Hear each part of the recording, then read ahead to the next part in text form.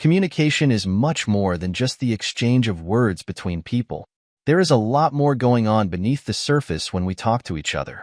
Over the past 50 years, communication experts have developed a model that shows what else is happening during face-to-face conversations. The model demonstrates that while we talk about a topic, we are also sending emotional messages between the lines about ourselves and our relationship with the other person. These unspoken messages actually shape the meaning of the words we say. This helps explain why we communicate well in some situations, but not in others. From birth, before we even have language, we develop ways of communicating with caregivers using our hands, face, body, and voice to express our wants and needs. As we grow, we learn to use words and see how powerful they are in influencing the world around us. Studies show the average person speaks around 16,000 words per day, with some using up to 47,000. We talk so much in order to fulfill basic needs. 1. To discover ourselves. We aren't born knowing who we are.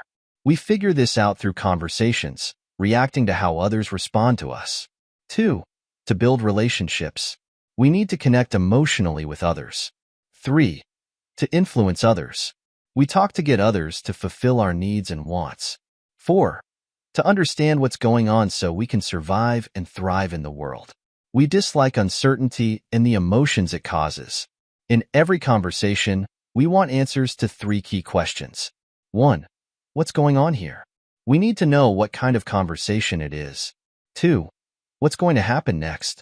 We expect the conversation to proceed in a predictable way. 3. How am I being treated? We sense if our self is being enhanced or diminished. The communication model developed in the 1950s says there is a sender who encodes a message in words and sends it via channels like speech and body language to a receiver who decodes it. Noise is anything that interferes with the message being sent and received as intended. Feedback is the receiver's immediate verbal and nonverbal response. Some key insights about meaning and communication. Meanings are in people, not words. The sender and receiver may interpret the message differently based on their own experiences. Messages operate at 2 levels, the topic being discussed and the relationship between the people.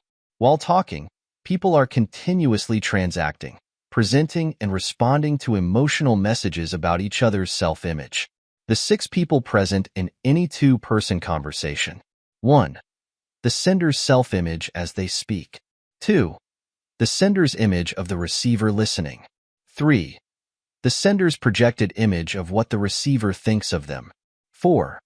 The receiver's self-image as they listen. 5.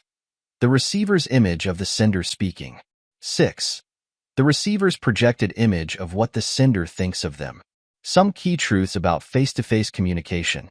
You can't not communicate. All behavior sends a message.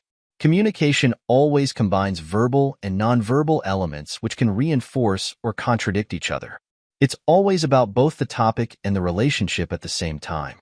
People punctuate the flow of interactions differently to make themselves look good. In summary, interpersonal communication is a complex collaborative process between 2 or more people who create shared meanings about a topic and each other by sending and receiving verbal and nonverbal messages. Studying this process reveals why conversations sometimes go awry due to noise, conflicts between words and body language, and unintended emotional messages that threaten face. Understanding what's going on beneath the surface can make us more effective communicators.